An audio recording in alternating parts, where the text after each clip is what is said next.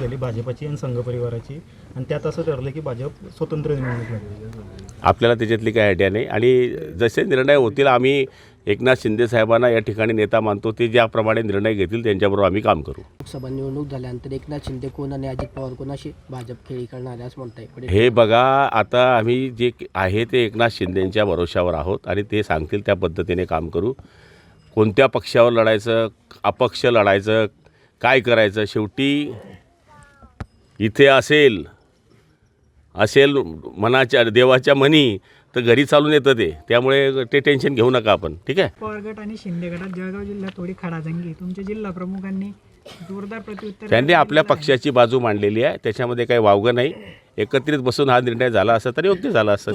लोकसभेवर दावा केलाय त्यांनी. कानावर हा विषय घालण्यात आला होता की डीपीटीसी नियुक्ती तुमची शिफारस आहे का, तुमची शिफारस होती का?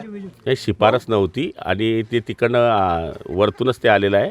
अशा पद्धतीने नियुक्ती होत नाही. पण तरीसुद्धा आम्ही तिघंजण सामंजस्याने या नियुक्तीवर विचार करून योग्य तर नाही घेऊ. जळगावच्या जागेवर नियुक्त्या रद्द होतील का? पालकमंत्र्यांच्या हे शिफारशीवर बघा, पाऊल टाकलं जात नाही. आम्ही तिघंजण बऱ्यापैकी संसार करतोय, त्याच्यामध्ये तडजोड करू. परंतु त्या नियुक्त्या रद्द होतील का हाच मेन प्रश्न आहे भाऊ. बैठकीमध्ये ठरवू. सुरू झालेलं आहे. जळगाव जिल्ह्यामध्ये मदतीत कधी पोहोचेल? सगळीकडेच आता मदतीचं वाटप सुरू झालेलं आहे. आपल्याकडेही दोन 3 दिवसामध्ये मदत सुरू होईल. कारण की टप्प्याटप्प्याने हे पैसे येत आहेत. पण शेवटी फायनल आकड्याला आल्यानंतर अधिवेशनामध्ये या ठिकाणी आम्ही सगळ्यांनी मागणी केली होती की लोकांना लवकर मदत पाठवा. त्याप्रमाणे मदत सुरू झालेली आहे.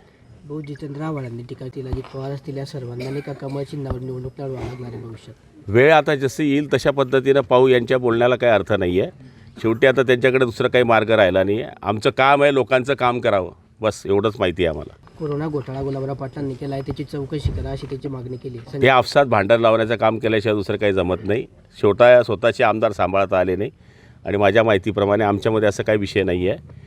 या गोष्टी झालेल्या आहेत. कोणतरी काळे नावाचा माणूस कोर्टात गेला होता. कोर्टामध्ये ती केस या ठिकाणी फेटाळलेली आहे आणि कोरोनाच्या काळामध्ये सगळे अधिकार हे कलेक्टरचे असतात. कारण की तो या ठिकाणी आपत्ती व्यवस्थापनचा अध्यक्ष असतो. पालकमंत्र्याचा काही त्या ठिकाणी पाहिजे त्या प्रमाणात संबंध येत नाही. पालकमंत्री फक्त सूचना करत असतो. त्यामुळे निश्चितपणाने आपसामध्ये भानगड लावण्याचं काम हे करतायत. राऊतांनी पहिले राहिलेले जे 16 आमदार आहेत ते सांभाळावे.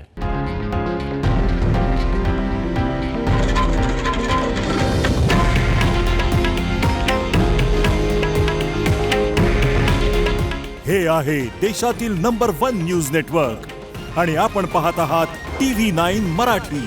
काळजी तुमची, हित महाराष्ट्राचं.